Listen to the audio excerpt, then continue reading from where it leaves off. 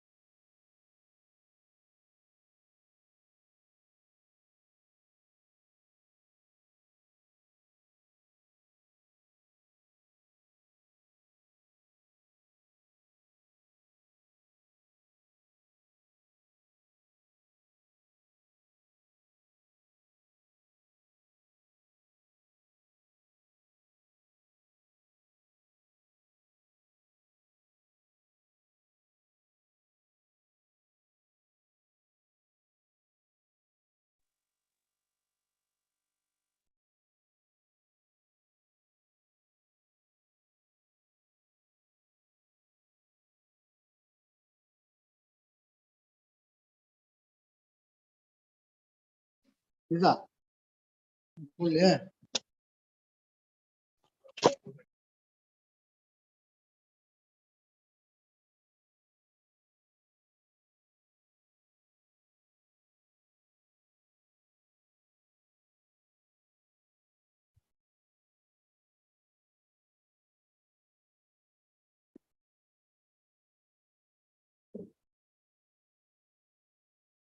A very warm good afternoon to one and all present here, respected dignitaries, faculties of SBV and other institutions, and also faculties from other disciplinaries. We welcome you all for the National Faculty Development Program. Student mental health and well-being is emphasized in order to promote for their holistic development. And when mental health well-being is also a very important aspect as other like physical, emotional well-being. To start with the program, I would like to request everyone to please rise for the SBV anthem.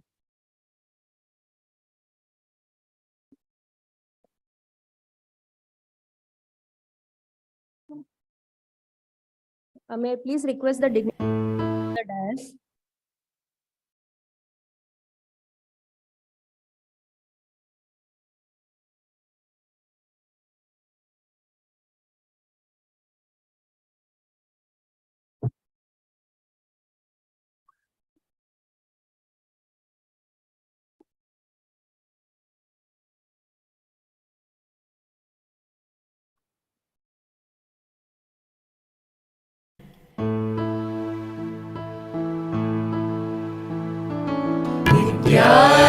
Dadi vinayam, vinaya dadi patrata.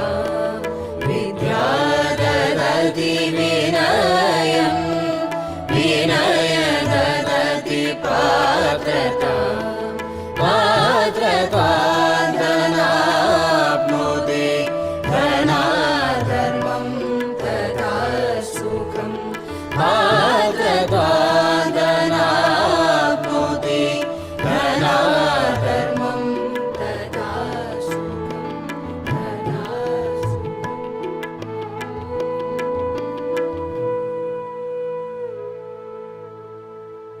Education gives humility. Humility gives character. From character, one gets wealth. From wealth, one gets righteousness. In righteousness, there is joy.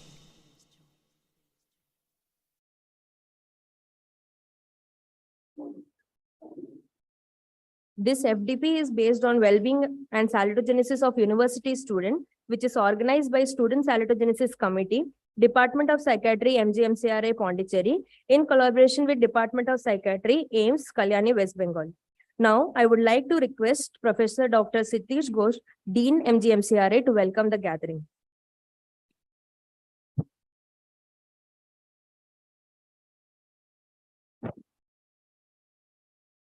My dear colleague, Dr. C. Prakash, and organizing secretary, Dr. Bimal Nathan, the participants offline as well as online. It's my pleasure to be here to welcome you all to this unique FDP. Although it was supposed to start, we are planning to start a long back in the month of September, but due to some or other reason, it got postponed. But finally, we are happy to start this FDP. As you know, this will continue for over a period of 8 sessions. And this has been very well crafted to address the issues, because all of us knows about, I think recently we conducted International Health Research Convention. And all of us, most of the time we focused our discussion and all these things on the disease.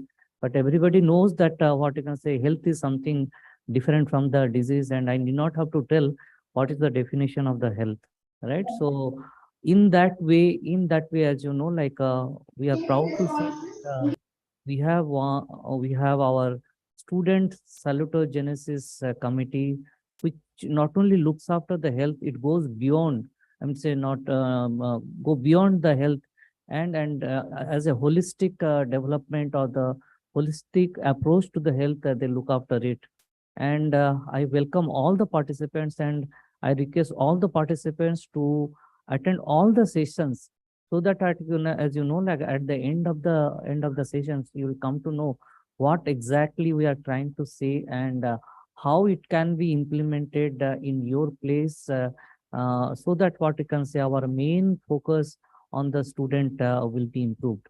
So with this note, I'll once again, I welcome to both all the participants offline, online, and wish this FDP as a success. And as you know, like we'll be getting the feedback from you, because this is a very unique type of FDP we are planning, and based upon your feedback, we'll modify our sessions and all these things in future. And hope and your feedback is valuable to improve our quality. Thank you, everybody.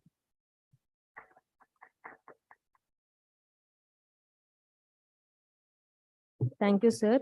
Now I request Professor Dr. Shiva Prakash, HOD Department of Psychiatry, MGMCRI, and Chairperson of this FDP, to introduce the theme of this program.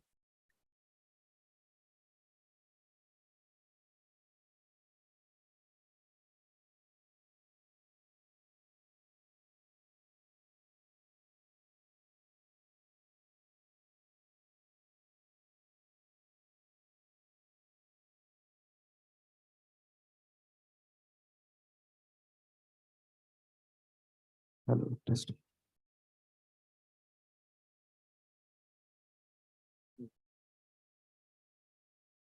Good afternoon to all. Thank you, Dean sir. Welcome to this national FDP on well-being and salutogenesis of university students. It gives me great pleasure to introduce this program to you. So, the basics first. This program is being organized by a special committee called the Students Salutogenesis Committee. Not many institutions have such a committee actually.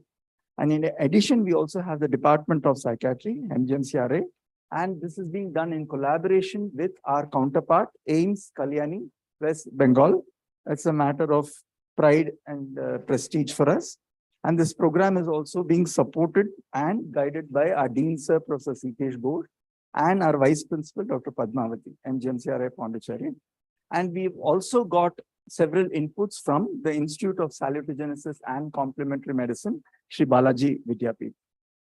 And whom do we intend to address through this FDP?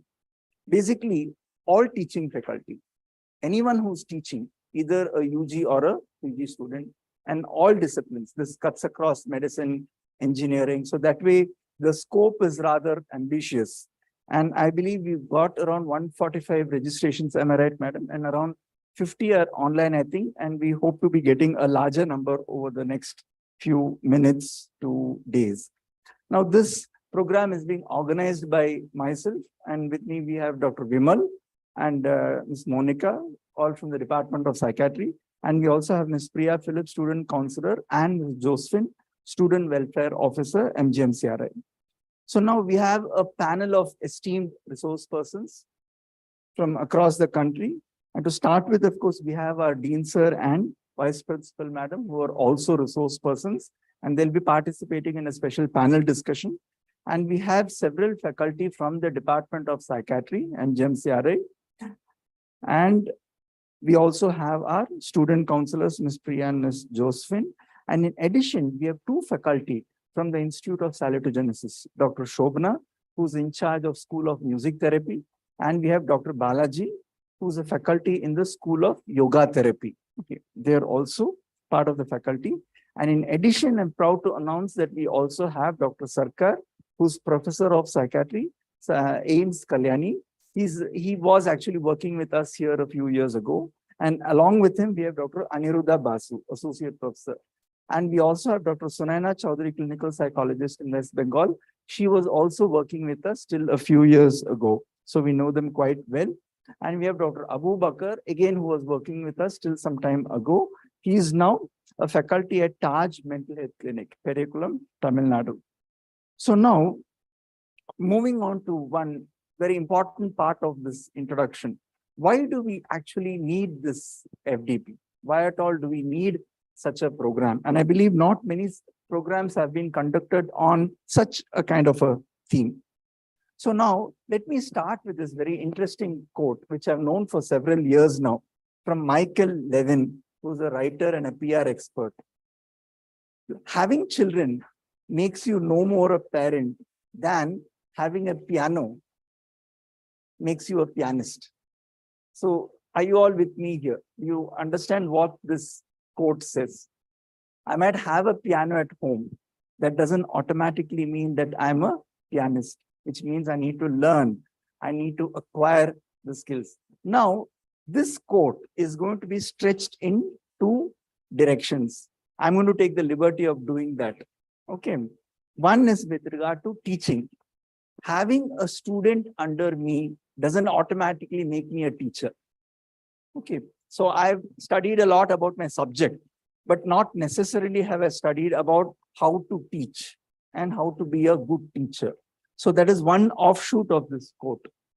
To take it one step further, having a student under me doesn't automatically also mean that I'll be a good mentor or I'll know to take care of my student properly.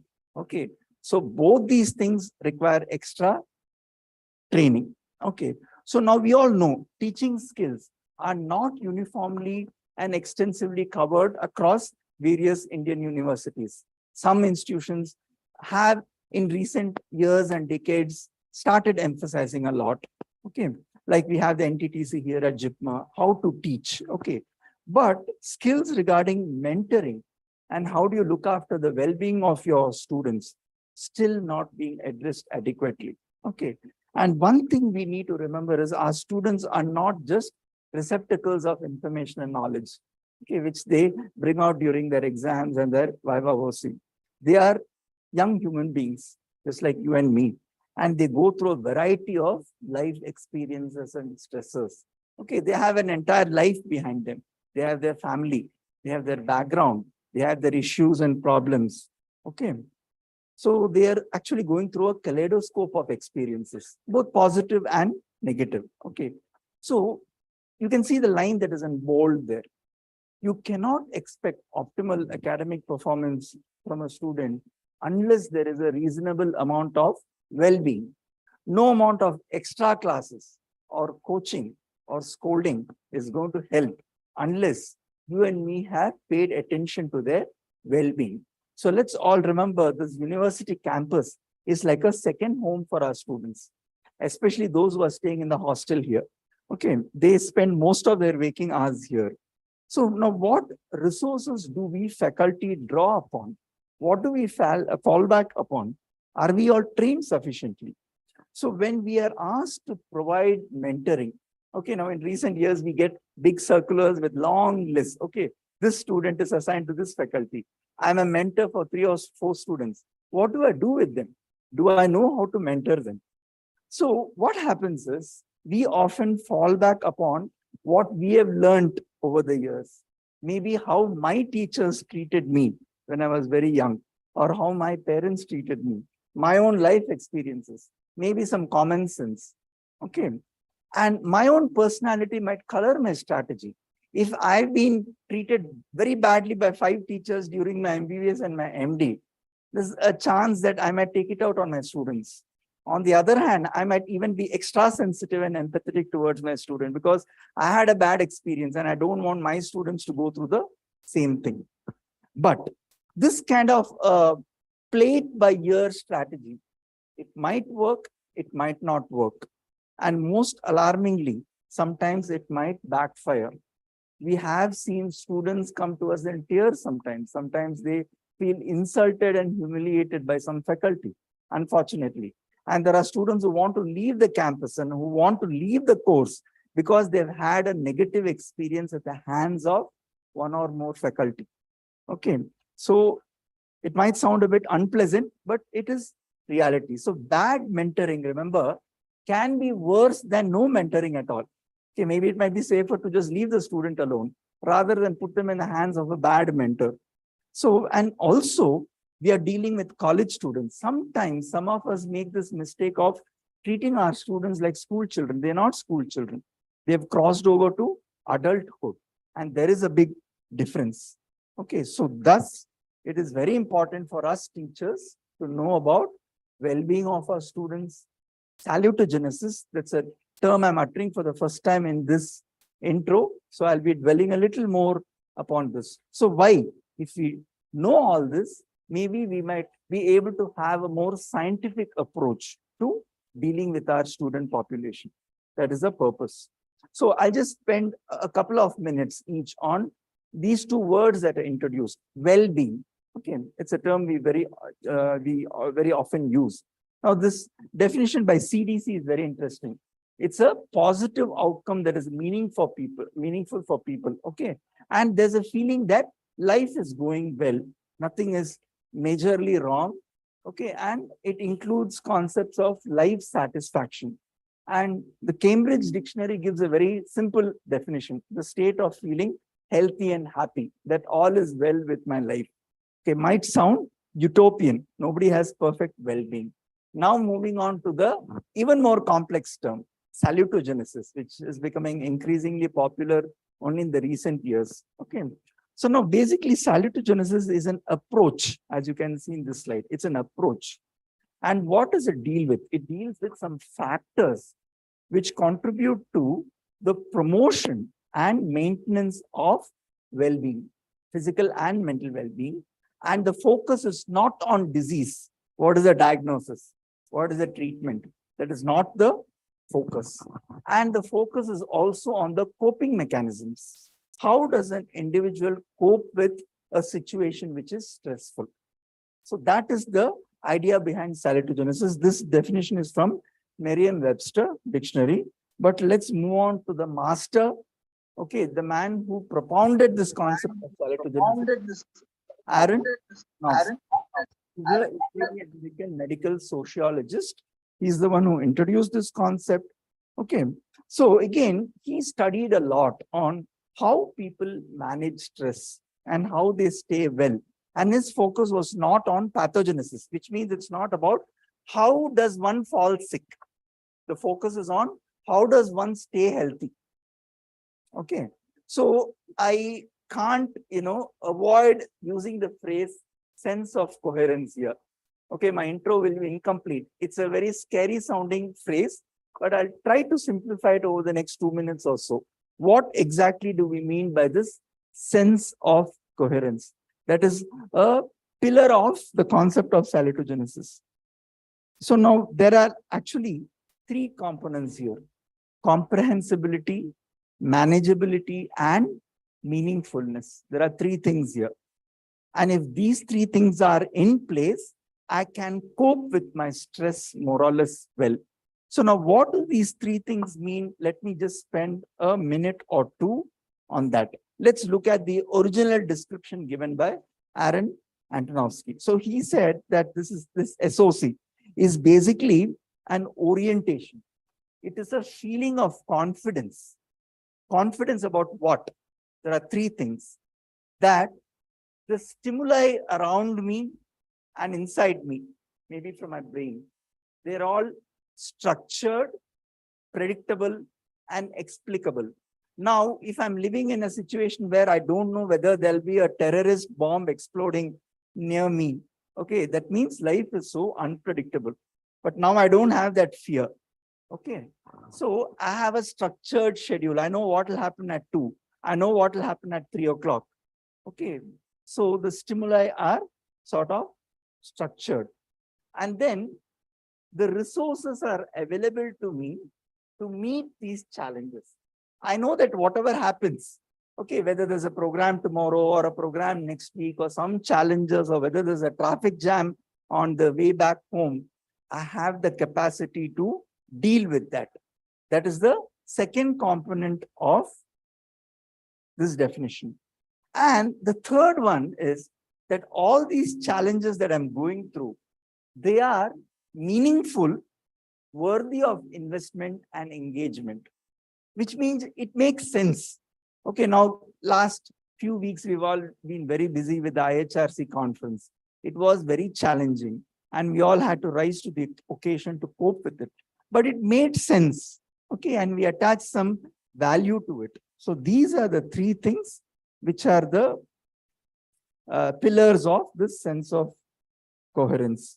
Okay, so now over the years, it's becoming a very important part of healthcare. These are some major references. There are many actually, you can Google many of them. These 2 are 2 references that I consulted to get these concepts about salutogenesis.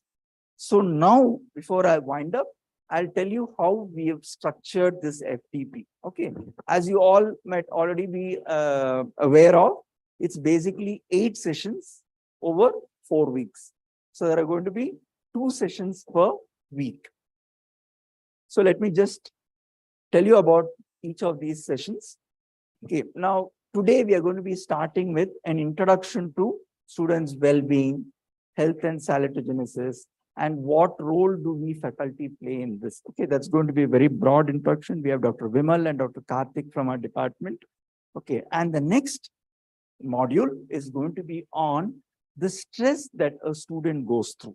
Stress in the life of a university student, and particularly stress in the life of a PG resident, because we happen to be a health sciences university. We can't help focusing a little more on our postgraduate students, okay, and what kind of experiences they undergo.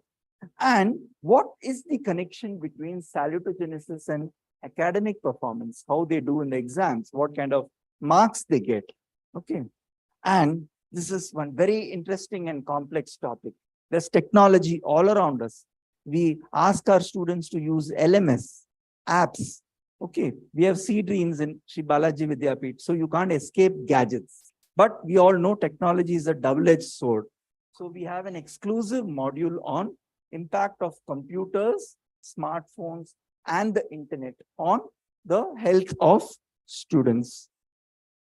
Okay, then one exclusive module on mental health problems and substance use disorders among university students. It's again like an elephant in the room. We can't have an ostrich approach and pretend it doesn't exist. There is substance use problems in the campus. We are all aware of that. And how do you do early detection before it becomes too late, before there's a tragic outcome? How do you pick up that this student is not doing well? This student is suffering. Okay, so what do I do next? Early detection. That is one module.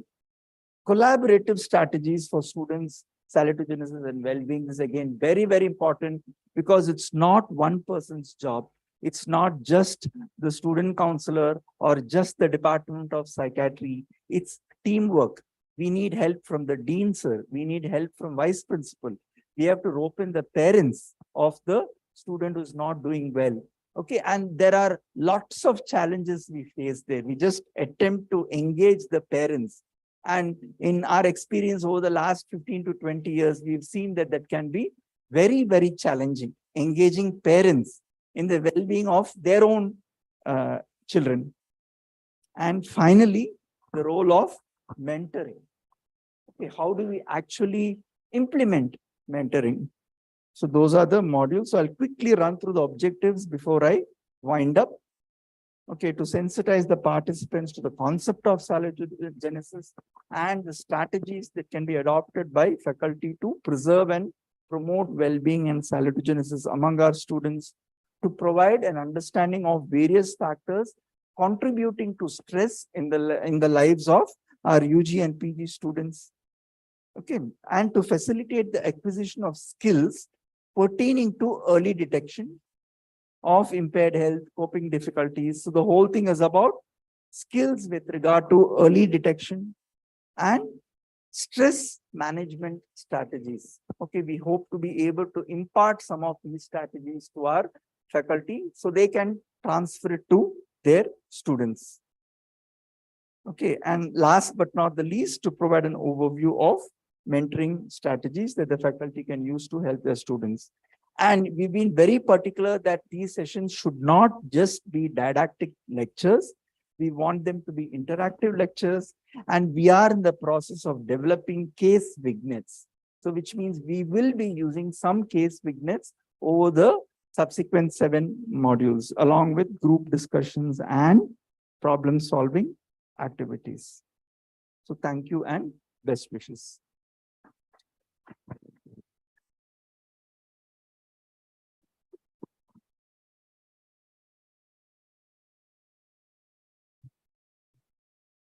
Thank you, sir. Before we start the session, May I please request Dr. Vimal Nathan, Assistant Professor, Department of Psychiatry, MGMC RA, and Organizing Secretary of this FDP, to deliver the vote of thanks.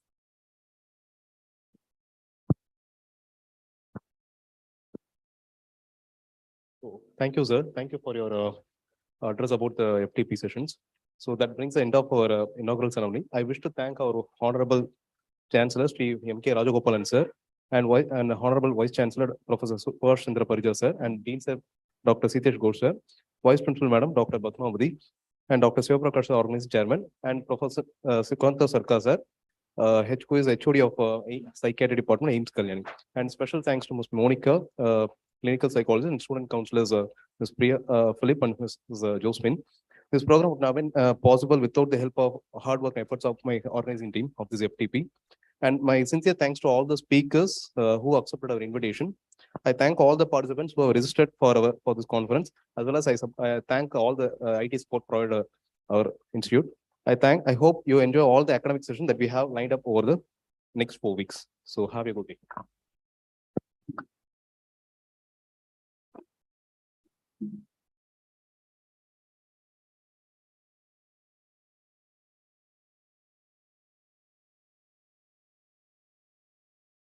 Thank you, sir. Now, I would like to request Ms. Monica, Clinical Psychologist, Department of Psychiatry, MGMCRI, to come and introduce our resource person for today's session.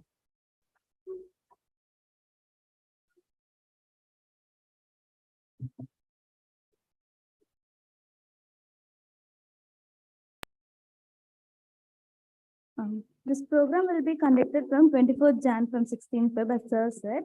So today marks the first session titled as Introduction to Students' Wellbeing, Health, Salutogenesis, and Role of Faculty. We have two resource persons for this session. So the first part, Introduction to Students' Wellbeing and Salutogenesis, will be covered by Dr. Vimalanathan. He is the Assistant Professor, Department of Psychiatry, MGMCRI.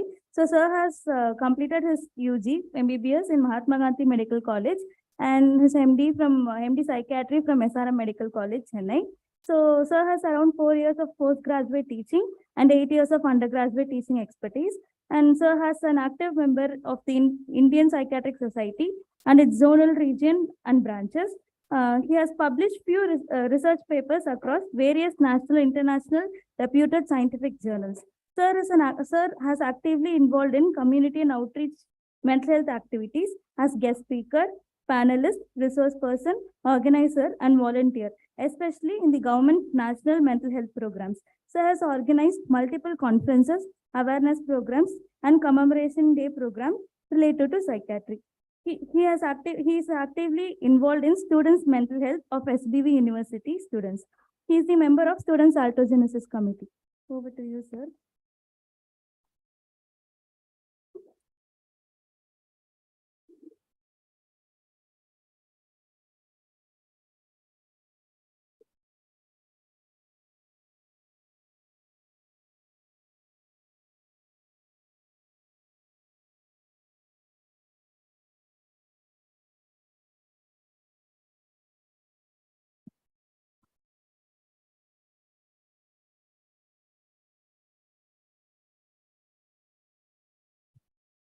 Good afternoon to everyone. So this topic I'm going to talk about introduction to the mental health. This topic is familiar to most of the mental health professionals. Anyway, I'm going to give overview about the mental health to the other the delegates here. So human beings, being a human being, we are all capable of like a lot of things, like inventing a lot of things like medicines, or we are masters in sports, we are masters in music, we launch rockets to the space, like we are the caregivers, we are the protectors, like we built a lot of things, but we are also the worst thing, actually, like we destroy everything, whatever we made, we kill people, we lie, we cheat, like we ends up in wars and we lose everything. So these are all the products of the human brain. From the brain and from the brain alone arise all our pleasures, joy, laughter, and jokes, as well as our sorrows, pain, grief, and tears. So through This we think, we see, we hear. So all based on the brain. So Hippocrates said about in the 5th century itself. The human mind is a product of the brain, can create heaven as well as hell on the planet Earth.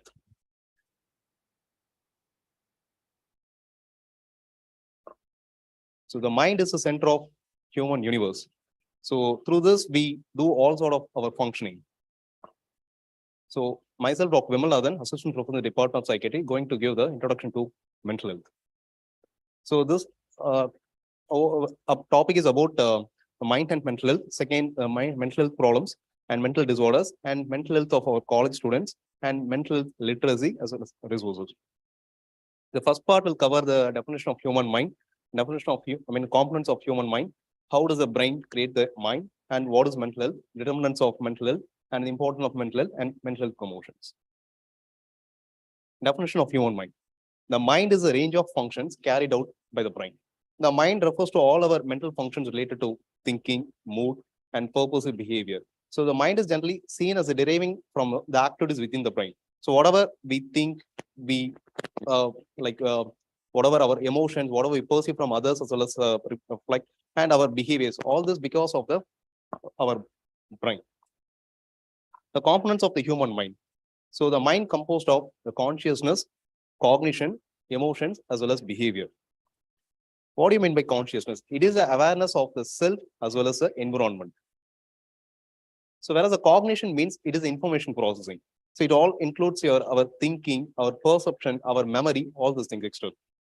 Whereas emotions are automatic, it is largely unconscious. It has behavioral and cognitive responses triggered when the brain detects a positively or negatively charged significant stimulus. For example, when we see a baby is laughing or when it is crying, so we automatically prone to our faces towards a particular child. So by the time, even if we are stressed out, we might have a smile on our face. So whatever the negatively or positively charged stimuli we perceive, so our emotions might change accordingly. So based on that, our brain also produces a lot of changes in its functioning, like it changes in arousal, it changes in attention, its memory processing, decision strategy, according to our emotions. So also our body also responds to our emotions. For example, it maybe depends on the endocrine system, autonomic system, or musculoskeletal responses. For example, when we are attending the viva, when we are attending an interview, by the time we have the sensation of palpitation, we have the sensation of apprehensions, we have or excessive sweating will be there. So all because of the emotions what we perceive by the time. So also like when we are stressed out, probably we may get headache also. So all because of the musculoskeletal responses. So whereas a feeling is a conscious experience of this somatic and cognitive changes associated with the emotional response. Like examples like when we can perceive our sadness, we can perceive our happiness, we can like whenever we can perceive our anxiety, irritability, all these things. Whereas behavior is the manner in which anything acts or operates. In otherwise, it is an interaction of ourself with the environment, like how whatever things comes in, how we behave with the environment. Whereas the other dimension of the mind, it consists of the motivations and attitudes about ourselves as well as others, the environment, or the intelligence, and the personality being maybe introverted or extroverted, all these things, and resilience, how we how we push ourselves up in all the odds actually. That is your resilience. So whereas how does the brain create the mind? So Francis Crick, who is a co-discoverer of the structure of the DNA, he said, your joys, your sorrows, your memories, and your ambitions, your sense of personal identity and free will are in fact no more than the behavior of a vast assembly of nerve cells and their associated molecules. To the crisp, he said that it's all because of the mind structure. That is like how the mind functioning because of all the neurotransmitters. The human brain is one of the most complex systems in the universe. Like to me, like when somebody asks which one is a fascinating, no, I'll say like the brain is a fascinating one. Suppose if you ask the cardiologist, he'll say the heart is the one which produce fascination to them. But to myself, when somebody asks whether the brain or the heart, I'll say brain, because nobody can perform surgeries like when you cannot take out the brain and do the surgeries actually. So whereas a cardiologist, whereas a CDVS thoracic surgeon can do that. So with the help of the perfusion pump, whereas you cannot operate anything if the brain is dead. You cannot take out the brain and function, or operate. So it composed of more than 100 billion neurons. The brain expands its power through 1,000 to 10,000 synapses per nerve cells. So there's a chemicals called neurotransmitters. It participates in the synaptic neurotransmissions. So based on this, we like whatever the transmission happening through our synapses, we respond. So based on this neurotransmitters, probably the serotonin, dopamine, acetylcholine, all these things.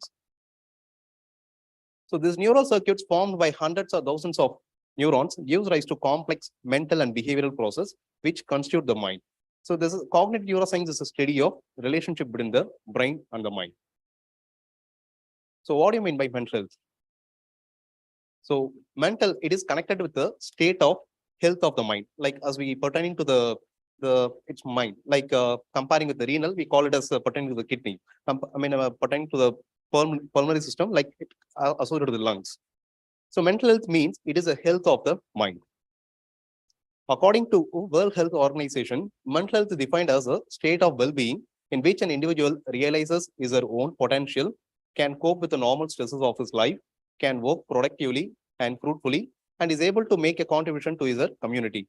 To be simple, so mental health can be defined in a person as a person who fulfills all these following criteria. Like he has awareness about own self. So he has to know, like, who am I? What is my purpose? What is my role?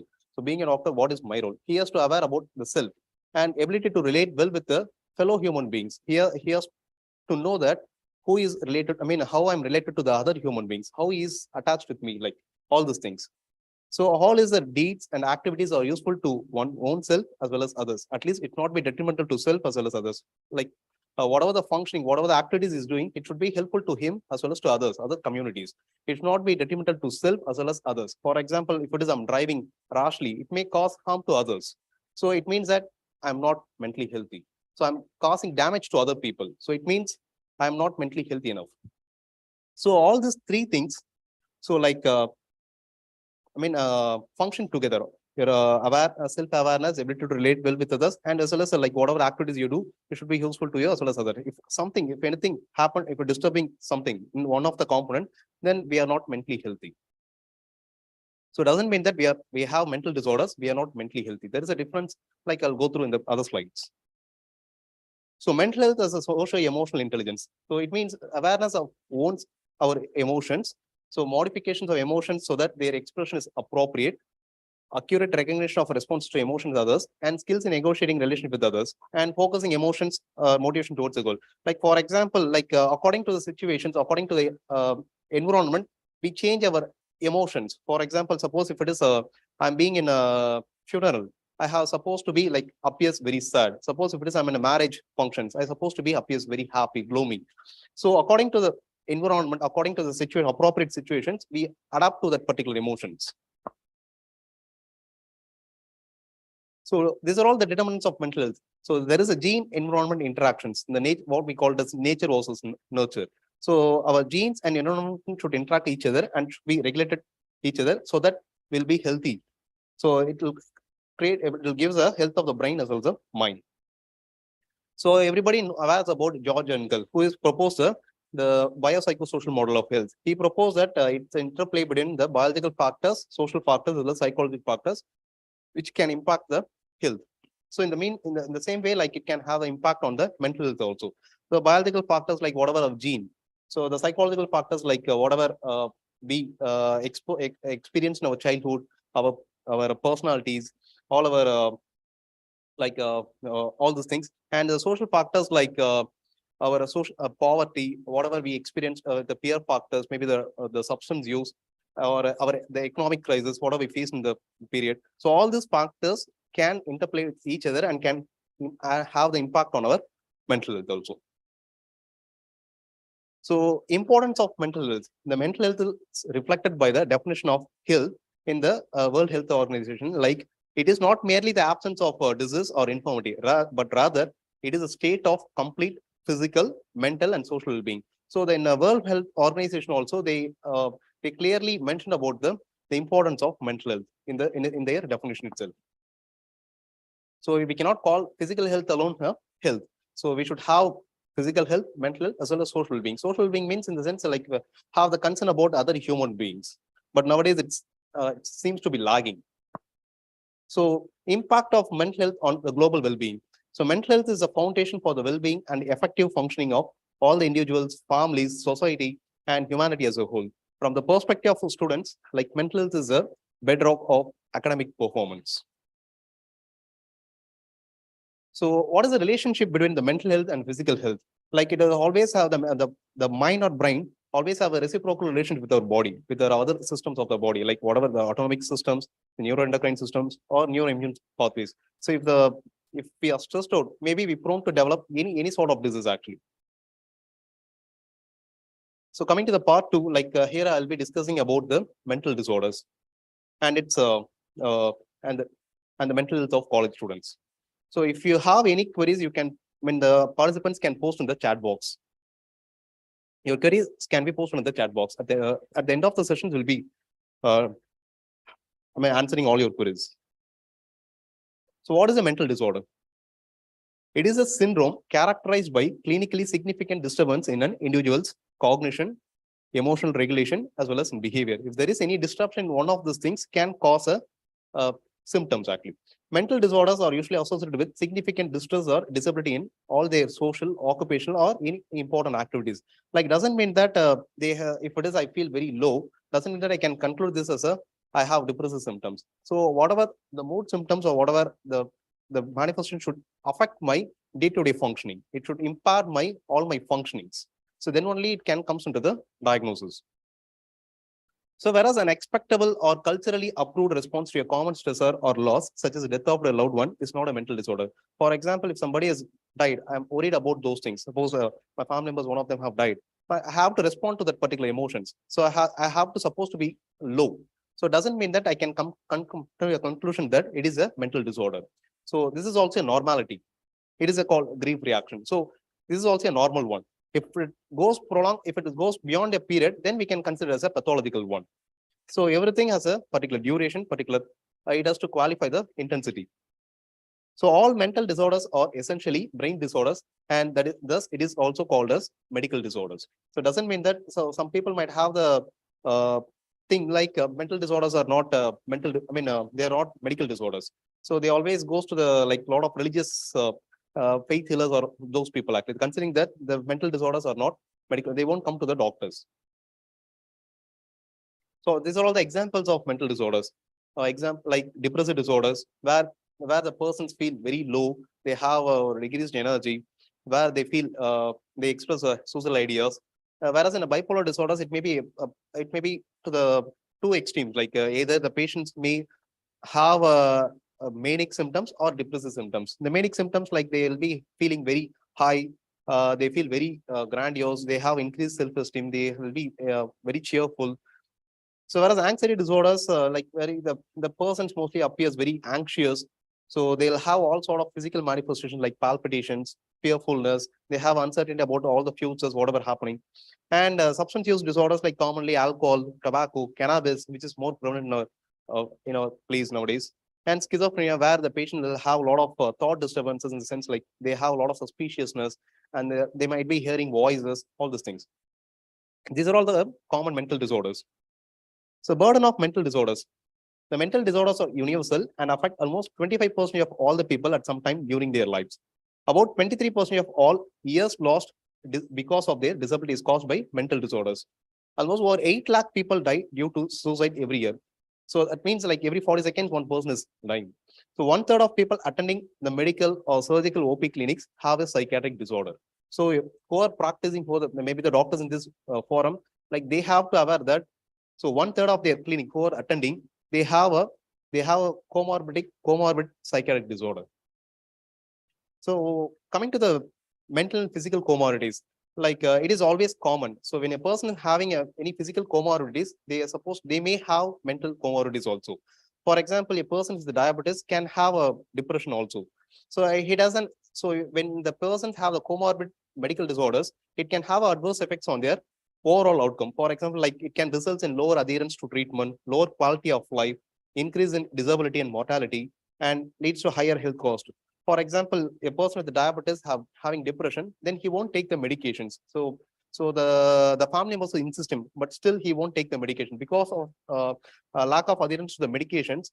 Like he'll have a poor quality of life. He won't take bath. Won't interact with people. He won't go for work. Like he'll be ideal. He won't mingle with anyone. So because of this, his chances of diabetic uh, uh, worsening conditioning may be worsen actually. So because of this, they may go into the disability, or they may prone for side effects also, mainly into the complications. Like they may sometimes people with the diabetic foot may ends up losing their limbs also. So in reflect, which can ends up in a lot of healthcare costs also. Like they're supposed to be admitted in the hospitals where like the bills will goes high. So the family members can't afford to this. A simple comorbid conditions can affect in variety of in places actually. Like so, when you don't treat the comorbid mental disorders, it will have impact on a lot of things. So, what causes mental disorders? So, as I mentioned, like there is a nature versus nurture. So, genetic predisposition and if it is there is environmental stressors. For example, if it is you're already a genetically vulnerable person, suppose I have a strong gene which has a mental disorders in my family.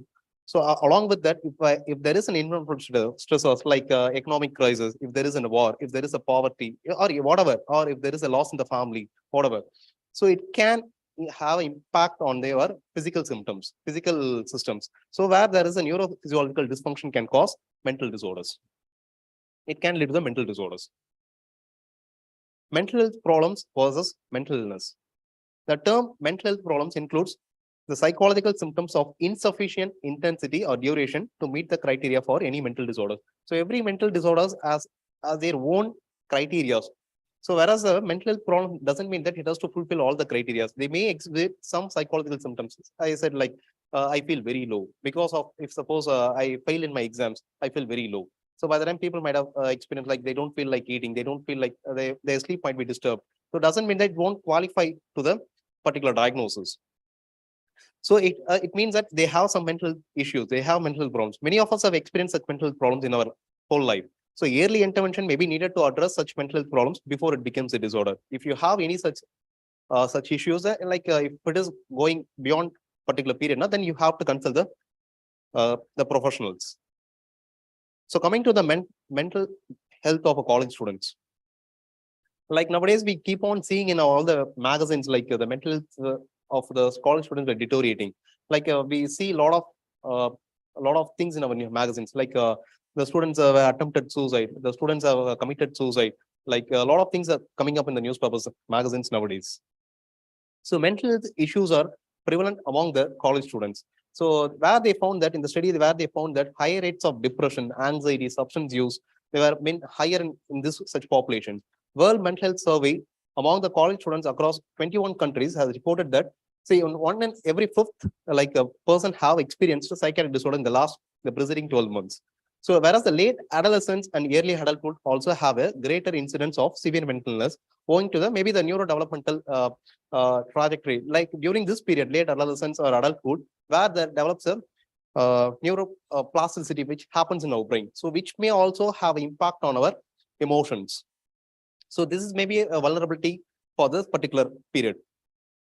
So almost 75% of those with severe mental illness, like who are already been diagnosed, maybe they are 50 years or 60 years, like they would have experienced significant symptoms by the age of 25, before the age of 25 years itself. So this is a vulnerable period where each and every person who already have been diagnosed with severe mental illness have experienced their first symptoms by the age of before 25 years. So that's why we are insisting on the role of faculty here actually. So because the faculties have the predominant role here actually. They can easily identify the high risk candidates. So when you are teaching there, you can identify those high risk people. So worldwide, the annual rates for suicidal ideations, plans, and attempts among the college students have been estimated to be almost 16% for the ideations, 3% for the plans, and almost 1.2% for the attempts. So in 2008, as many as 10,000 suicides have been reported in our country. So now it has been increased also. So the risk factors were like maybe because of the physical underactivity or unhealthy diet. So in young individuals, these are all the high risk factors, and maybe the tobacco use, alcohol use, and high risk sexual behaviors are also having impact on the mental health. So mental health issues in colleges across the world have been showing a marked increase both in numbers and severity, presumably maybe due to the rapid socioeconomic transitions, migrations, and the disintegration of social networks and substance use. Like because of people are more attached with the gadgets, like they don't communicate well with the peers, like they're socially isolated, they don't interact with them. These are all the high risk factors nowadays. Yes, beyond the COVID pandemic, like as every parents notice that their children are not moving out nowadays. Even the children insist the child to go out, they are not moving out. Instead they are kept on playing in their mobile phones. So also educational factors like, so nowadays like intensive curriculum, heightened competition, academic difficulties, and poor competence of instructors, like the faculties also contribute to the distress to the particular students actually. So all these things, these are all the high risk factors for the students. So mental health problems have a profound impact on college students. In addition to the dropouts and poor academic achievement, it can also have a long-term adverse impacts on their employment, social relationships, as well as health in the future. So there is a open-end survey to 141 Indian college students, where the students like they describe about their difficulties and they express their needs. So they identified that academic stressors like the pressure to succeed, competitiveness, and the social stressors like they have a lack of community, and the party culture nowadays, like we prone to see like a lot of the party cultures are prominent in our culture, and the substance abuse in that particular the parties. These are all the high risk factors. So that students report as contributors to their mental health problems. They also described mental promotion strategies that could be implemented by the faculty members, like providing academic accommodations for the students with mental health concerns, like which we are doing already in our institute. And the student body, like they're establishing peer counseling groups, and also the individual students, like checking in with others. So finally, they also identified topics that they would like to learn about in mental health and wellness courses, like how to identify mental health concern, how to support friends. So all these things are the students have suggested actually. So how how can friends and family people can help when suppose a student or people having mental health issues, like reaching out and letting them know you are available to help. You have to talk, you need to talk, and helping them access the mental health services. When suppose a student is having some issues, like you have to help them in accessing that particular mental health professionals, and learning and sharing the facts about mental health. So treating like such sort of programs will makes you to understand what is the importance of mental health, and sharing with your colleagues also, it will have an impact on the mental health learning, and treating them with respect. Like nowadays people see like we always disrespect people with a lot of stigmatizing words like pythium, mental, power, like a lot of words are there to label them or to ideally to completely remove them. So refusing to define them by the diagnosis or using labels such as crazy. So avoid this terms. So how to be mentally healthy? So you eat sensibly, you regularly exercise, you sleep adequately for more than 7 to 8 hours. So avoid all the substance use. So adhere to the treatment, whatever supposes. So it may have impact on all our mental health. So regarding the mental health literacy and help seeking, like a large proportion of people with mental health problems do not receive treatment. This is a reality. So stigma and ignorance about the mental health and mental illness are major barriers. So a lot of stigmas are there. So mental illness is not caused by supernatural factors. Like when we ask even the students, when we ask our medical college students itself, when we ask about what is the cause for mental illness, they'll say a lot of supernatural factors. Maybe pay they may say like a lot of things, a lot of supernatural factors they used to say. Like it's not because of the supernatural factors. It is a medical disorder. Mental problems should not be viewed as a sign of weakness. Suppose when somebody is having some mental health issues, they say, yeah, ரொம்ப வீக்கா இருக்கான். Is ideally weak. Actually, he doesn't have the capacity to interact or to support, to function. So people manifesting psychological symptoms are not pretending to be sick and do not intentionally produce these symptoms. They seek cures. Help actually. They are not mimicking or they are not faking the things. Like they need a support. It is also unreasonable to expect them to snap out their condition without help or support. They should never be subjected to ridicule or humiliation. So being a teacher, we are all like being a faculties, we know how nowadays teachers are humiliating the students. So we should never subject them to face any ridiculations or humiliations. So most people with mental illness are not violent. So they are like a lot of people think that the mental illness patient people are violent. No, it's not. So generally, like the people whom we think that we are normal are violent nowadays. Some people suffering from mental illness might not be aware that they are ill.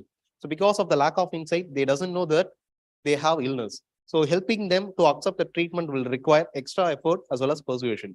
So mental disorders are essentially medical condition. It is important to destigmatize and facilitate help seeking. So being a faculty, you're to be there to destigmatize and facilitate the help seeking factors. So to conclude, so mental health is an integral and essential part of health. There is no health without mental health. So it is a foundation for the well-being and effective functioning of individuals, families, society, and humanity as a whole. Okay, so these are all the references. So where you can, the online resources, you can go through the World Health Organizations. Okay. So thank you. So your queries can be posted in the chat box. So at the end of the session, we'll be clarify your queries. Thank you.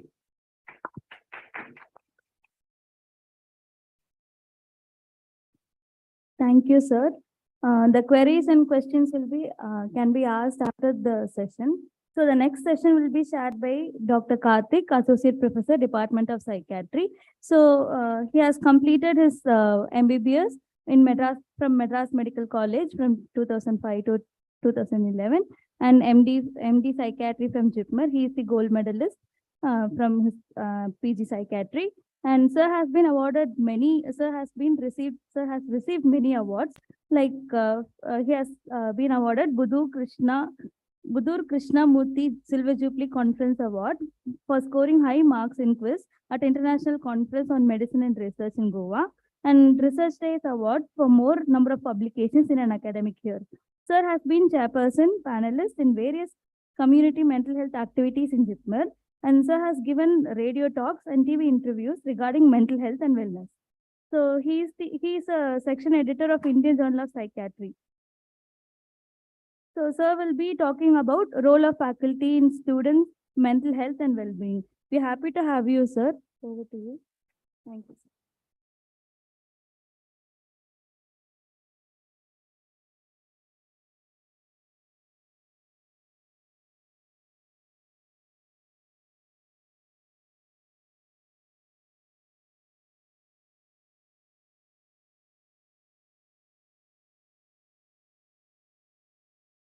Thank you, Ms. Monica.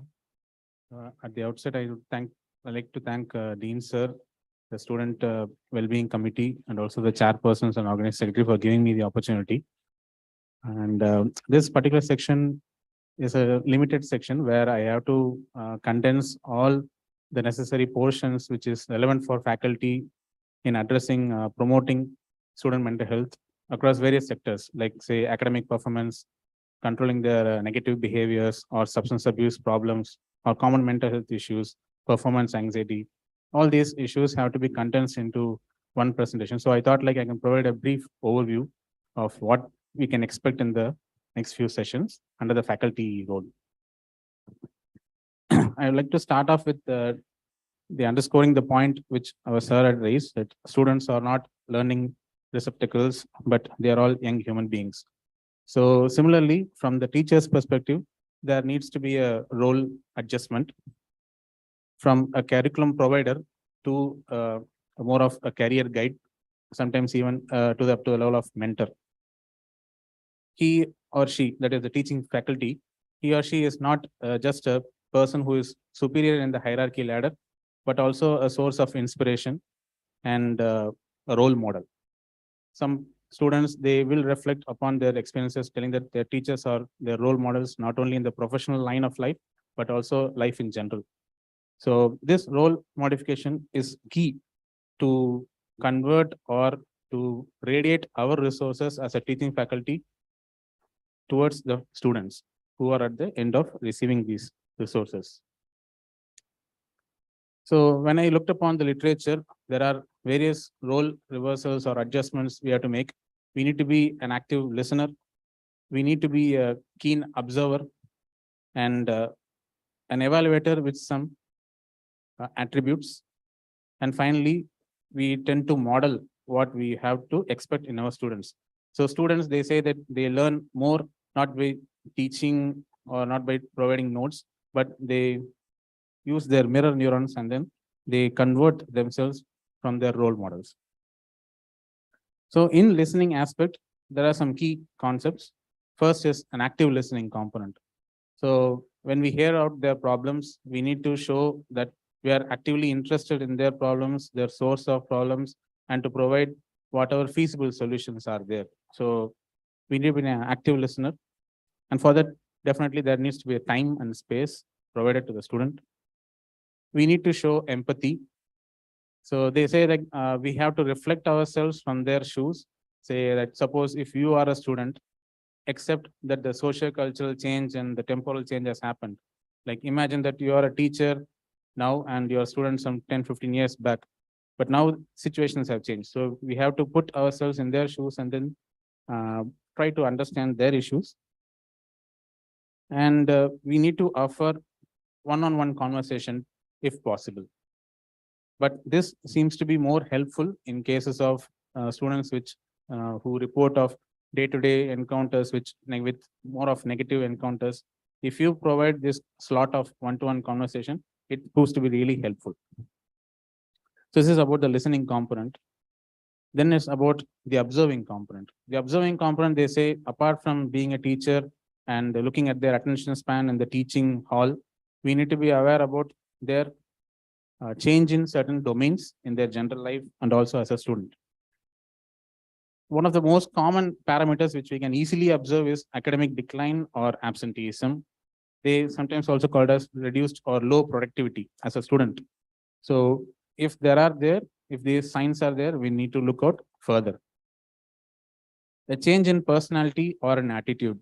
Compared to our perspective, it is more often received from the peer groups. So the friends or the nearby good hearts, they will tell you about what is the recent changes in the student. So the changes in personality can reflect in terms of decreased sleep or decreased food intake. The weight loss changes are there, and the attitude towards the peer groups, towards the teachers might have changed. So all these things have to be looked into.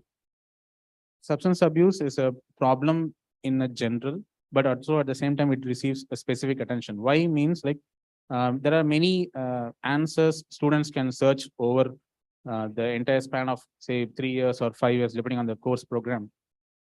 One of the solution they say is like shortcut solutions or coping strategies, which are very easy to obtain. So substance abuse falls under this category. So many students are falling prey to this kind of an addictive problems. So this needs to be discussed in a separate forum. And we'll have lectures which will follow in this FDP, which will deliver this component. Assessment and evaluation, as I told you, we need to have certain attributes. So when we draft the coursework or the curriculum, we need to consider the strengths and limitations of the students who are available for that program. Suppose we are including students with difficulties. So, or if you find students with difficulties during the course of program, some of the components of the curriculum might have to be changed or modified to that need. We have to do grading with flexibility. That is also a concern. So maybe like very important areas can be given the most important attention rather than giving very strict marks for the entire paper.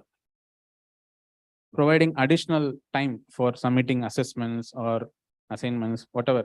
So if we provide that adjustment, then that is also favorable. If suppose the teaching faculty is new to the set of the problem which we are seeing, or if it is too much or too complex to handle, always referring students to the professional services is very important. That is the gatekeeper model, especially when the problem is very immediate or imminent. The danger is imminent, that especially suicidal problems are there. There is no need to wait or provide your services at your end.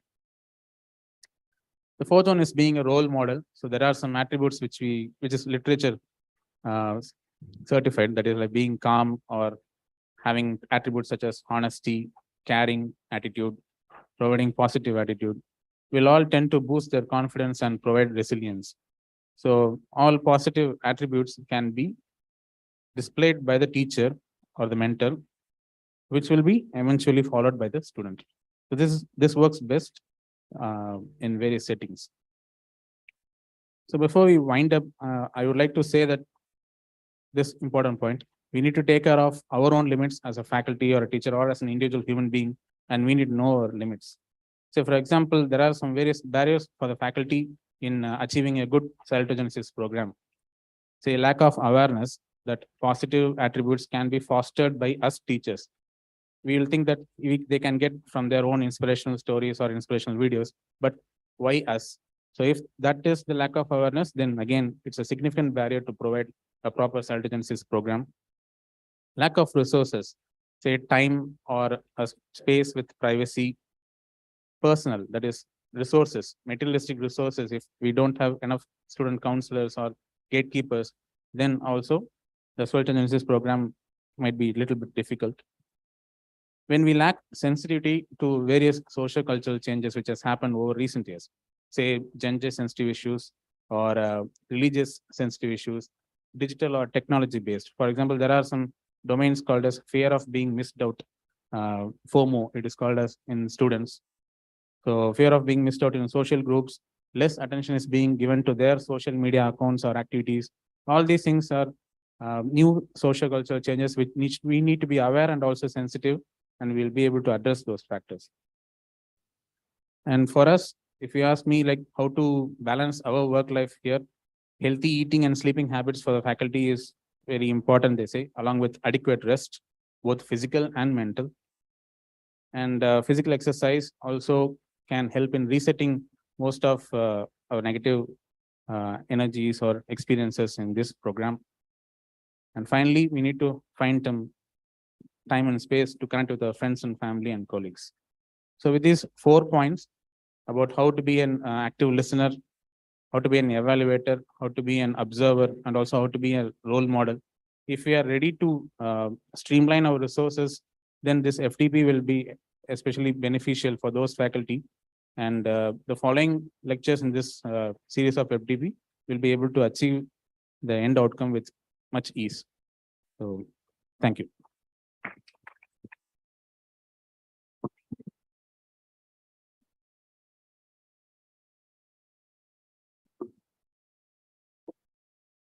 Thank you, sir. Now I request Dr. Karthik sir and Dr. Vimaladan sir on the stage. So we'll be having question and answer session now.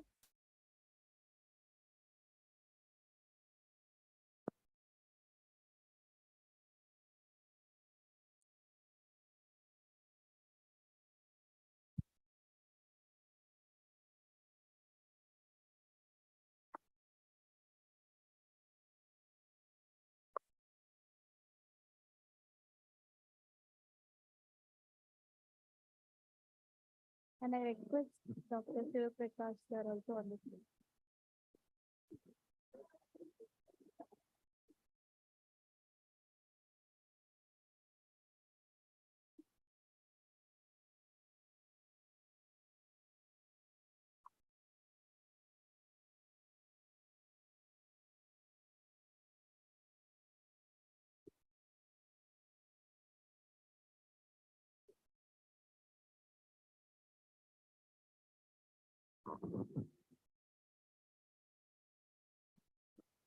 Uh, Good afternoon, all the participants, those who are online and offline. I can see there are no questions from the chat box. But to initiate what you can say that what are the topics has been discussed. What I felt is that, I think something is there. That one? No. Okay. What I felt, as like, it's a, as like, everybody is responsible for student salutogenesis, right? So, student itself and faculty itself. What we face the challenge is the identification. Like many times we know the problem starts with the students, and all of us know the practical reality of handling the so much students. Like I'm happy that we have started initiation, at least for the identification purpose, like who needs help, who does not need help. But that may not be that objective, although we, what you can say, we try to do it, analyze and all these things. But again, as you know, like this is very important. What, okay, we can know that what can say student needs help, but for that, what a faculty does, right? So as I think Dr. Vimal Nathan and Dr. Karthik, they have rightly pointed it out. Role of faculty is very important, right? So many times, as you know, like silly, we feel that the student does not know anything, and we try to uh, scold them. We try to tell them you don't know. Yes, maybe in our mind we may think of what is that, but sometimes, as you know, as a faculty, we have to restrain that thing to be expressed to them. And as you know, the lot of importance is given in the feedback, right? So that feedback need to be genuine. Okay, student may have positive feedback, positive things and the negative things. Instead of telling the negative thing first, what is the good about it, that should be told, right? So, and that is what my impression, like in the salutogenesis, for the proper implementation of the salutogenesis, a faculty has to play a important role. Even initiation has to be started from the faculty. Then only the salutogenesis will work. Otherwise, that is what the aim of this salutogenesis FDP, to sensitize all the faculty, to change the mindset of all the faculty. As you, I think last slide of the Dr. Karthik, the requirement for the health, whether you are a student or a faculty, you need good diet, you need good rest, you need communicate properly and all the same, right? So the measure for a good health is is same for whether you're a student or you're a faculty. So we know as a faculty our limitations and all these things.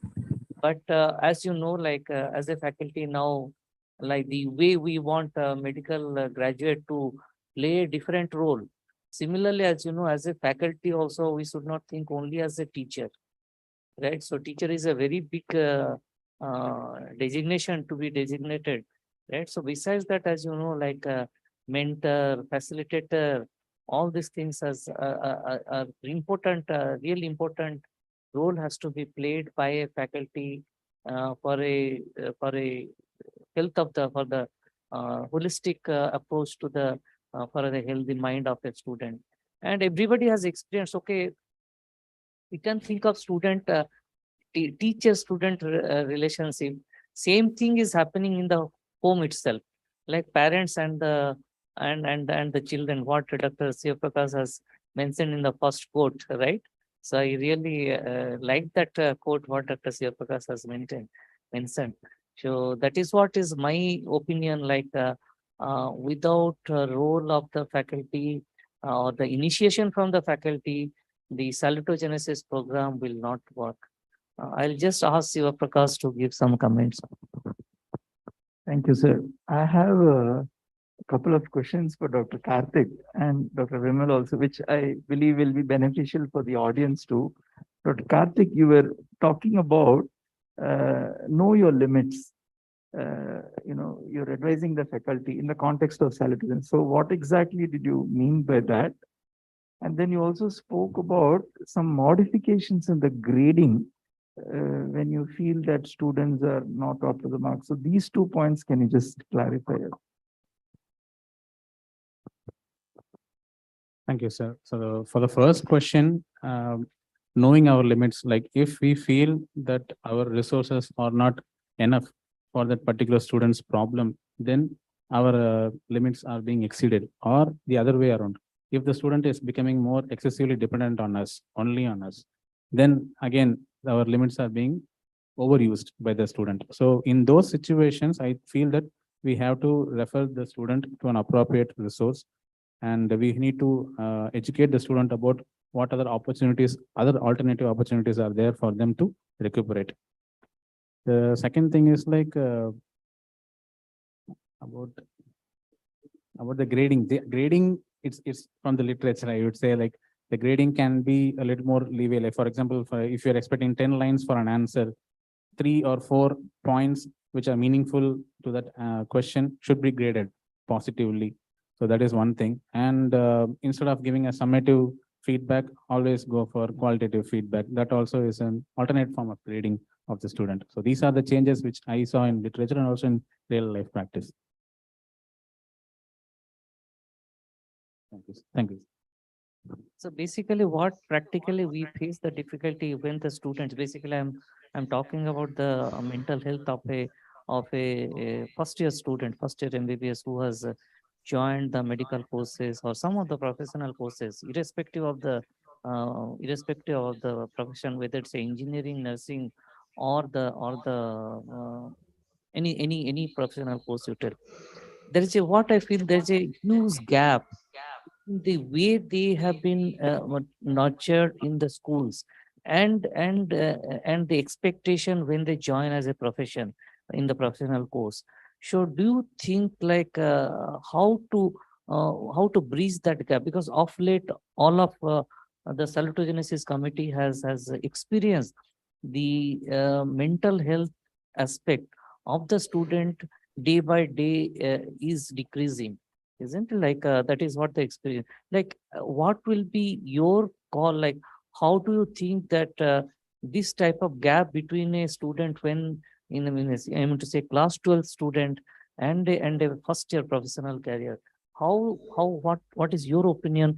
Anybody can answer. I'll go to the women now. So, thank you, sir.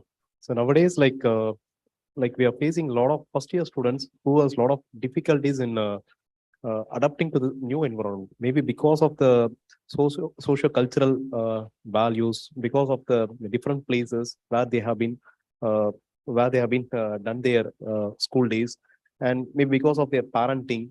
Like it's not a single factor which made them difficult to adapt to this new places.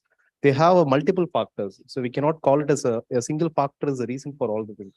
So when we need to interact with such a student, so we need to be very cautious about all those factors, not on a single factors. So then only we can identify what is the reasons why the student is behaving somewhat in a different way. Like as every institutions are having a lot of support system for the programs. For example, anti-ragging committee, they have a student salutogenesis committee for the well-being of the students. They have a lot of supporting systems like a mentee programs. So even though still the students are facing a lot of hurdles actually. Like one of the student recently, who has been from Kolkata, like he came, like uh, who was very much interested in the medical professional. He studied for a 1 year, but still after when he joined here, he has a lot of difficulties in adjusting to this particular environment. So he want to quit this course since he cannot adapt to this particular new environment. Since he has a lot of the people he is facing her different appears very different. He cannot communicate with people. He has a lot of difficulties. So it doesn't mean that we cannot call it as he has mental health issues. So maybe because of the factors, whatever he is having, whatever factors he has learned in his early childhood. Maybe these are all the reasons also. So we cannot call completely as a mental health issues. So these are all also the factors we need to look as a being a faculty. We have to look up on the students and we need to clarify the students the doubts so that we can rectify the problems whatever we face. So to the student. Do you think the salutogenesis program, what we are doing in the college state, do you think that it should start in the school also? Because as you know, school also, if you think of the factors like we are talking about, you take any example of the students, like in the student life also they are stressed, right? So even if they don't want to read something, they are asked to read the same thing what they don't like it. Right. So do you think that this type of mentor-mentee system or the salutogenesis program should start in the school itself, so that what you can say by the time they join any professional course, they are ready to accept the change what is going to happen? Because what we have seen, forget about the MBBS, we are seeing the lot of psychological problem in the postgraduate also. Right. So what does it mean? the early identification and intervention is more important than when they join into the professional course. Yes, sir. This is what, like, even I mentioned in one slide, like, when the person having severe mental illness, the first symptoms, whatever they experience, were at the age of, before the age of 25 years. Almost all the persons with severe mental illness, they experience their first symptoms before the age of 25. So the yearly childhood experiences, like, all the mental, nowadays we call the mental disorders or neurodevelopmental disorders. So it's not a before the earlier they called as neurodegenerative disorders. Nowadays we call it as neurodevelopmental disorder. It means the problems or the insults happen at the time of gestation itself, like maybe because of lot of antenatal factors or postnatal factors, a lot of factors are there. Maybe the environmental factors, genetic factors, a lot of factors are there. So yearly, by the time when they have like when they face a lot of issues during their childhood, like nowadays we are facing a lot of abuses, in the sense physical abuse, sexual abuse, like a lot of abuse, domestic abuse, like the parents, domestic violence are there. So the children are exposed to such scenarios from their childhood onwards, which have an impact on their later part of their life. Maybe in the during, as I mentioned, like during the adolescence, adulthood, where the neuroplasticity happens. So like by the time they supposed to develop such sort of symptoms, actually, maybe the mental health issues may arise. So we need to be cautious during the childhood period. So as you exactly mentioned, like we have to, as a government, has to start the salutogenesis, like salutogenesis, such kind of program in the school days, from the school days onwards. So it will be helpful for the students as well as teachers as well as the parents. So it is not the easy task to uh, to prevent. So it needs a lot of support from everybody. Thank you. Because as you know, like of late, the what we think the evidence of psychological problem is the suicide. Like government has taken adequate steps to what you can say to toll-free number. Suppose somebody feels like committing suicide, they have to contact. But I don't think so that type of government initiatives works actually. Right? So, facilities are there, but still the suicides rates is the, especially in this adolescent age group, when there is a change in the professions and all these things happens. And if you observe of late, like it is my personal view, I do I you can share your views also.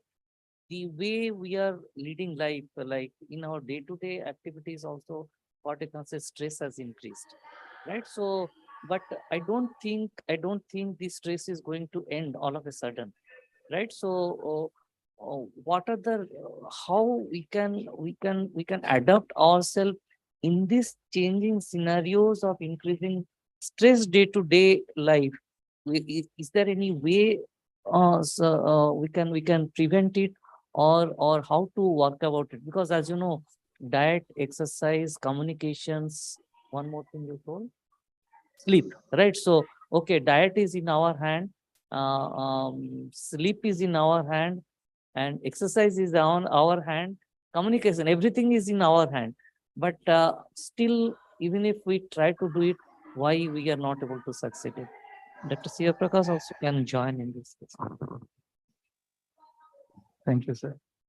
Also, just one reminder that there are two queries from the chat box also. So once I finish answering, sir, I think we can take those two up. In response to what sir was saying, I feel that it's very important to start early. I'm not very sure what the national education policy, the new one, talks about this, but I think addressing this problem at the college level, of course, ours is a university, so we are doing it at our level, but I think it should start very early in school. I believe in the most advanced and in the developed nations, they start this very early, teaching students and the teachers how to promote well-being, how to manage academics, exam stress. It starts very early. So starting suddenly after they have moved over from 12th standard to first year college is not exactly the ideal method. These are skills that should be taught much earlier, maybe even from the 9th, 10th standard onwards. Then it might, and it has to be integrated into the curriculum. I don't think as of now, the formal school curriculum has anything significant about well-being or salary. So that means we are failing our students. We are doing injustice, by not including all this as part of their training. So it's a huge task. It has to obviously start from the government level, and the teachers, principals, everybody has to be oriented. So it is a huge task. I think we'll address the queries from in the chat box. Monica, you'd like to read it out. So there's a question from Leena. So observing the students and then identifying takes time. So how can we identify early? That is the question that was asked. Please repeat it a little slowly, Monica. Observing the students and then identifying takes time. So how can we identify early?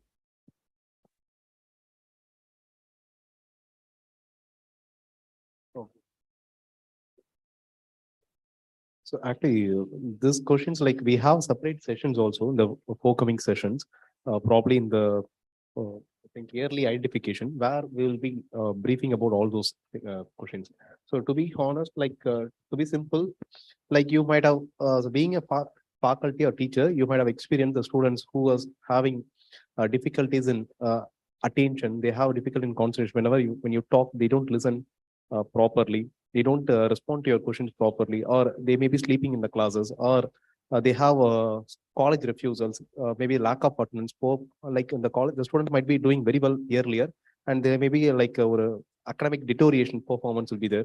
So these are all the warning signs or symptoms for the particular students actually who may have mental health issues. So these are like being a faculty, being a teacher, you need to identify such students, and then you need to report to the particular, if they have a student counselors or you have a professional, then you can sort out, or you can interact with the parents also, along with the principal or dean who are being available. Just want to, one thing is the identification and one is the suspect, right? So as a faculty, at least what you can say is you start developing that, what you can say, observing the student, and I'll not say to identify, at least use like what you can say, it's a observational screening. By observing also you can screen somebody, and at least you can subject them for the student counselor, so that for the workup or the identification, and if required, the intervention will be done. Just to add to the question, like observation and identification early requires definitely a professional expertise. But even those settings where we lack them, usually screening is the most easiest way. So you raise the question of any student or their peer having a common mental issue like anxiety, depression, or substance abuse. You raise the question in a forum and leave it open. So one of the peer or one of the supporting member might come forward and telling that it is already there, or the person who never thought that this college is open to that kind of an idea might now come forth. So screening at the common forum is usually encouraged, so that now they will think that it's a forum, it's an open forum, and they can at least approach them in an individual basis. That is another strategy. Okay. Any more questions from the participants? There's one more question in the chat box. I'll read it out, man. Somebody has asked if there's any data on impact of FDP on salutogenesis. So they are probably wondering whether this exercise is worth it or not, and whether it will have any impact. To be very honest, we still don't know. Maybe I'll have to look into the literature. This is the first time we are doing an FDP on this topic. So we'll have to see if other institutions have carried out such exercises. And then there is to be a pre-post. I'm not very sure how you'll design that. Whether the best way is to see if knowledge, attitude, and practices change. KP. So you'll have to design a questionnaire for that, administer it before and after, and short term and long term. That will be the only way of seeing whether these FDPs are useful or not. But meanwhile, we'll have to keep trying. We shouldn't be very skeptical or pessimistic right at the beginning. We'll have to keep trying and also develop some method to assess whether our FDPs are worth the time or not. That would be my response. One more question, sir. If the student behavior changes among teacher, Then how can just observing the student alone help? Question from Shiva Ranganathan. Uh, Dr. Shivagri, if the student behavior changes among teacher, that part I didn't understand what exactly he means. If the student behavior changes among teacher, then how can just observing the student help?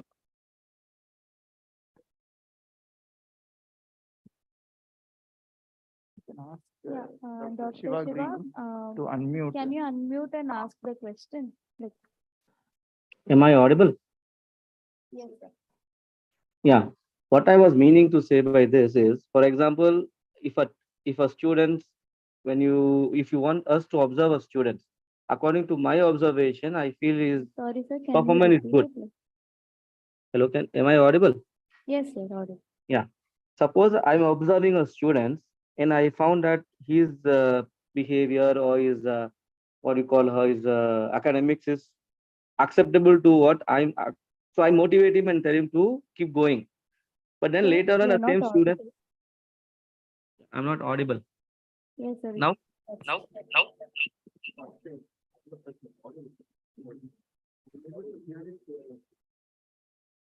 Hello?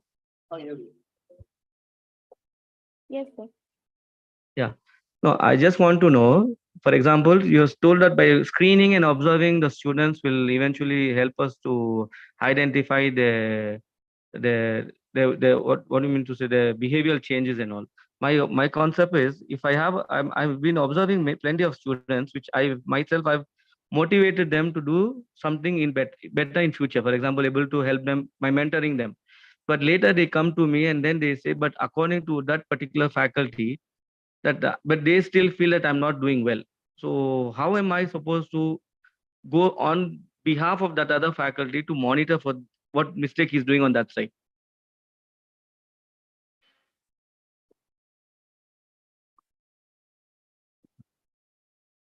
Dr. Shivagri, am I audible? Yes, sir. Yeah, it's rather a complex question. I think I've understood it partly. See, I think you're trying to say that you feel that you're taking some steps, but there's another faculty who feels that the student is not making sufficient progress. Yeah. You're getting, conflicting views. Yes. See, then one strategy might be, see, ideally, there could be something like a faculty meeting. If one or two faculty have identified some students and have put a red flag, there could be something, a departmental meeting and differences between faculty with regard to a few students who have been flagged. It discussed among the faculty. That is from the faculty side. And from the university side also, there should be some kind of an SOP. If this doesn't work, what next? Yeah. And not that's many what. universities have that actually. In fact, in our university also, we are trying hard to develop an SOP like that, something like an algorithm, so that Yes, sir. chain doesn't stop at one particular level. Mm. If someone fails, then what is the next step? Should the student go to the student counselor, or should the parents be called? When should the parents be called? When should the Department of Psychiatry be involved? The only way to solve that is if we have an algorithm and we keep refining the algorithm. So that will be the second response to your query. Okay, sir. Thank you, sir. Any more queries? Sir, excuse me, sir. This is Dr. Manimeghli. We have one student. Am I audible, sir? Yes, ma'am. Yes, ma'am, you're audible. One of our he doesn't come to the classes regularly. He comes 2 days in a week.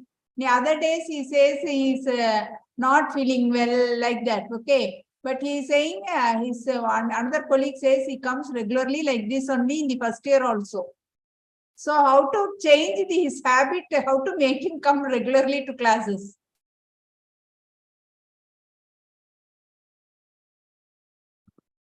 Ma'am, can you be once more, can you repeat your question?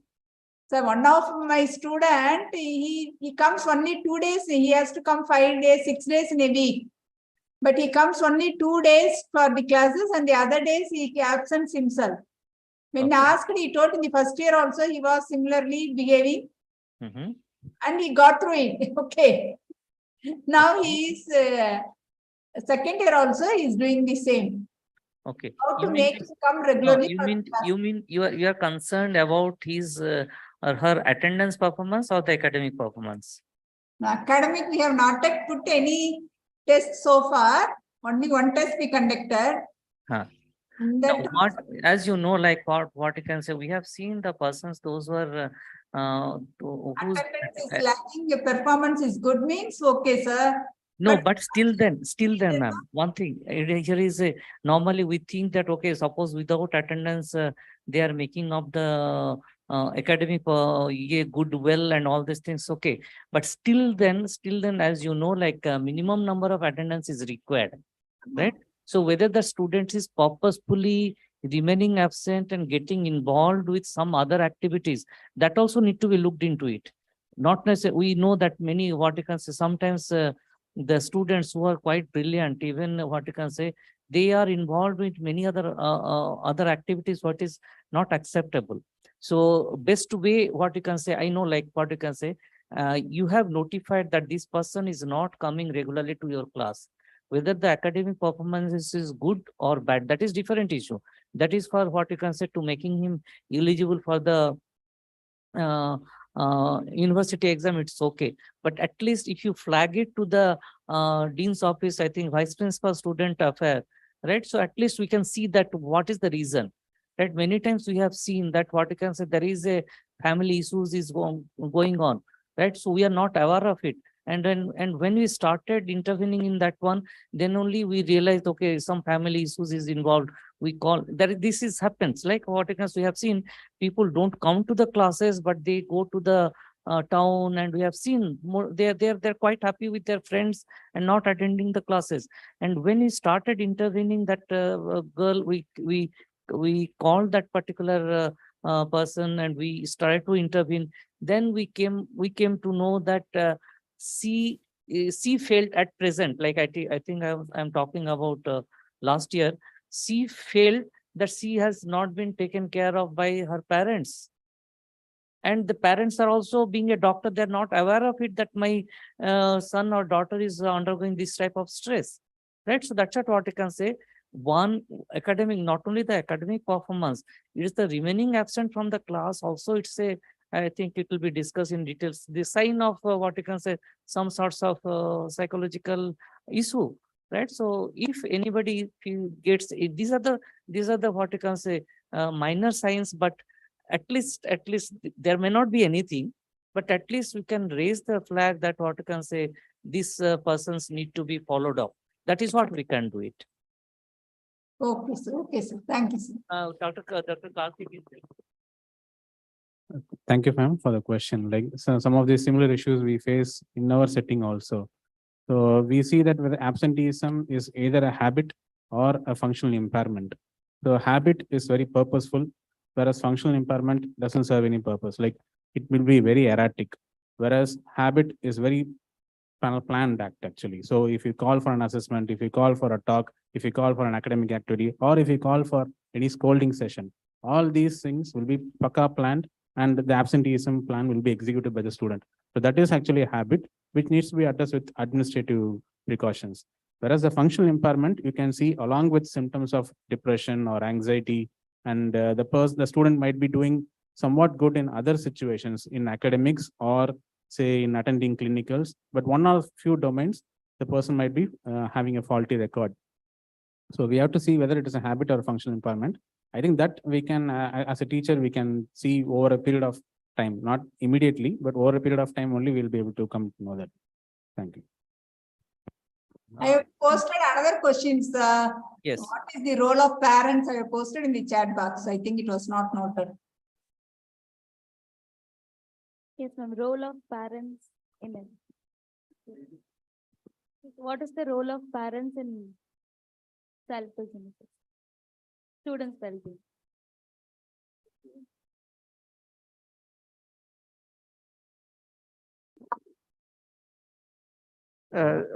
Definitely parents play a very, very important role. There's no doubt about that. But again, I think it has to be a very methodical approach, starting from the time of admission. Right now, I feel that there is probably some kind of a reluctance to engage the parents sufficiently right from the beginning, rather than calling them later when there is a crisis or when there is a problem? Are we engaging the parents very early from the time their son or daughter gets into college, that this is the algorithm we follow in our institution? Have you shared everything with us? We'll assure you of your confidentiality.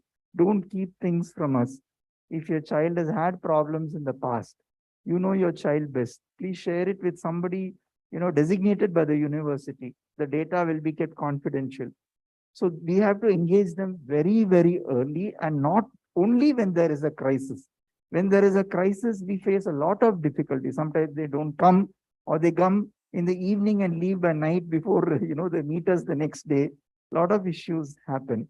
So definitely orienting the parents very early is very important, and also engaging with them throughout the course, not just sending them data about attendance. Is your son attending the classes properly, or is your daughter getting good marks? Not just that alone. A slightly deeper and a more advanced kind of an engagement with the parents as to how your child is doing overall, holistically. Now, that I think is very important. Thank you, sir.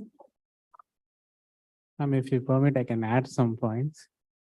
So if it is like salutogenesis is like sending a kid to a trekking program kind of a thing. Parent is sending their kid to the trekking program.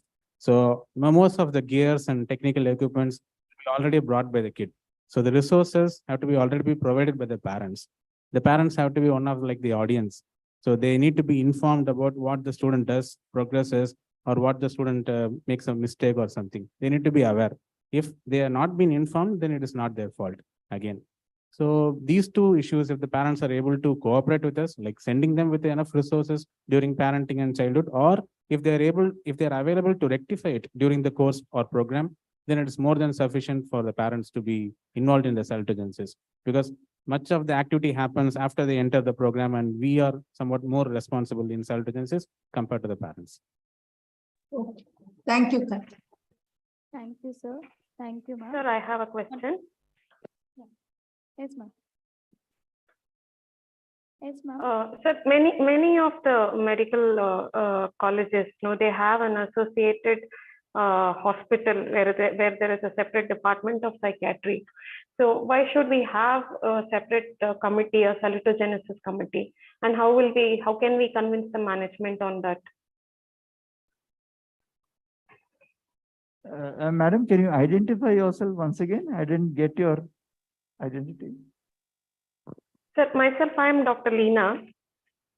Okay. Okay, so my question is, there is a separate department of psychiatry. Why should we have a salutogenesis committee? Because the management will ask us this. Why do you need a separate committee? Refer all the students to psychiatry department. Yeah, that's a very good question, madam. Thank you for that. There are multiple answers to that, actually. One thing is, if you look at it as an algorithm or as a pyramid, psychiatry stands at one end of the spectrum. Not every student who's facing a problem with his or her well-being needs to go to the department of psychiatry. There should be something like a triage system that you follow in the emergency medicine department. There are many problems that can be handled by counselors, by psychologists. Okay, and there should be an algorithm.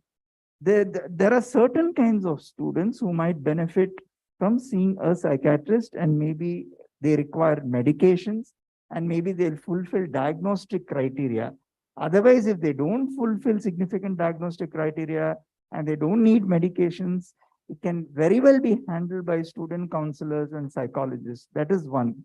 The other way of looking at it is, unfortunately, there is still some amount of stigma that is associated with psychiatry, which is, of course, better compared to several years and decades ago. We are working on it.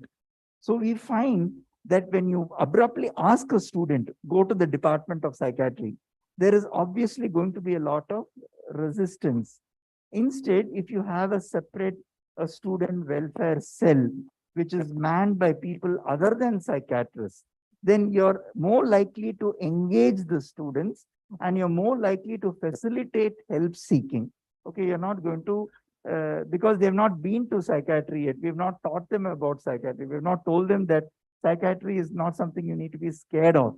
Okay, so that is why it is very important to have a student salutogenesis committee and a student welfare cell and have an algorithm. And when should a student be actually referred to psychiatry? I hope I've answered your query. Dr. Yes, sir. Yes, sir. I'm just hoping to learn a little bit more on how to put a committee in place, because right now we don't have a student welfare committee in place in our institute. So I would be interested to know how we can put a committee across, and does it really require an investment from the management side? Because that is one key aspect that they will be asking us, like, is any extra amount required to really set up a committee? So I hope I'll be able to, I hope my questions will be answered in the subsequent questions, sir. Thank you so much. Yeah, Dr. Lina, you are from which institute?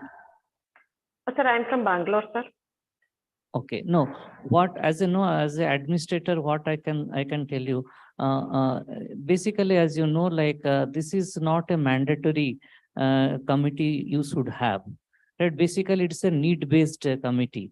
And if you ask me the practical problem, what we face, for example, suppose you identify somebody and you want to send them to the psychiatry department, even if a clinical psychologist is there, that the first instance they have to interact with a clinical psychologist. Really, he or she requires the psychiatry, because as you know, the idea or the impression about the psychological problem in India is something different. Like, as if you'll be branded as, that means if you are visiting the psychiatry department, you'll be branded as you are having some psychological problem, right? So our target is not to brand anybody that you are having psychological problem.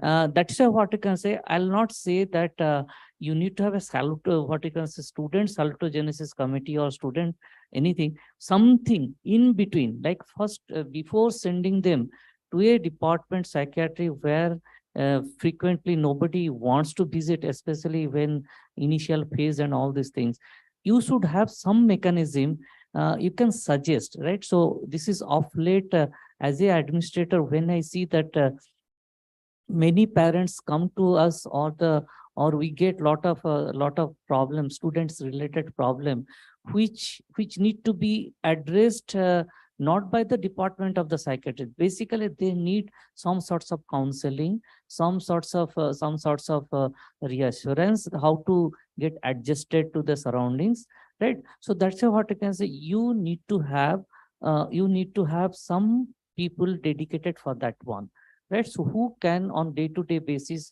this should be accessible, they should be available whenever the students required, then only it will work. Or else, for the namesake, suppose you'll have a committee, and the committee will be there, but students may not have access to that one, or when you are available, students are not available, and when the students will come, the committee member may not be available. Even initially, as you know, like, suppose you have a mentor-mentee system, right? So some of the interested, what you can say, motivated mentors can form a group of what you can say, with a permission from your administrator. Okay, we are ready to help the students, right? So and you can form in that way, because many times, as you know, like, even if we identify, we send the students to the department of the psychiatrist, many times, as you know, they feel that they should not, even if they are willing to take the consultation of the psychiatrist, they prefer outside the institution. They will go, they will take a break, they will take leave, they will go and they will consult psychiatric of their choice. They may not be like to visit the department of the psychiatrist, right? So that's what I can say. We don't want in our practice, what I think I told you, you might have listened in the previous year, that initial phase, we just screen them, and it is a optional, like what you can say, the screening is mandatory, and we identify the students who are, what you can say, we categorize them, risk categories. I think of late, I think we are going to discuss in details, like how we do it and how, right? So how we do it, and only few students request psychiatric help. We don't send them directly. You go and attend the psychiatric ward.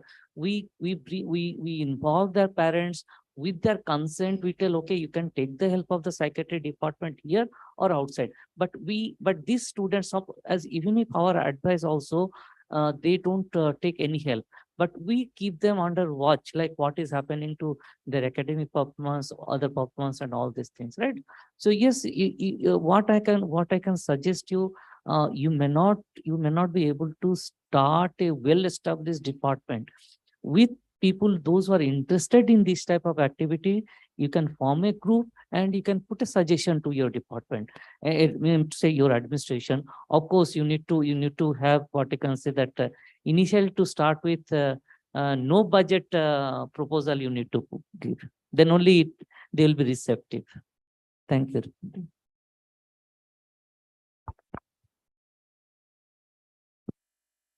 Thank you, ma'am. I think all the participants, we have a WhatsApp group. Like, so yes, during the process of this FDP, you will have a lot questions and all these things. If you are by going through the subjects or the topics and all these things, you are free to post in the WhatsApp group also, so that, what you can say, in advance also we'll know, okay, these are the related questions has been asked in the WhatsApp, and it will be answered in the subsequent session also. YouTube streaming is also there. Okay. They can access later also, and all these things. Thank you. Thank you. Thank you, sir. Thank you, ma'am. So thank you for the wonderful session. Yes. Sir. So there is a slight change in our next schedule. There's a slight change in the schedule. So our next session that was scheduled on 27th will be postponed to 30th of January, as we have death audit in our hospital. And the next session will be impact of computers, smartphones, and the internet on the health and students. So kindly request the participants not to leave the WhatsApp group for all the 8 sessions. So all the queries will be addressed at the end of the session. Thank you. Thank you, sir. Thank you. Thank you, sir. So we'll end the meeting now. So we'll meet in the next session. Thank you. Thank you, everyone.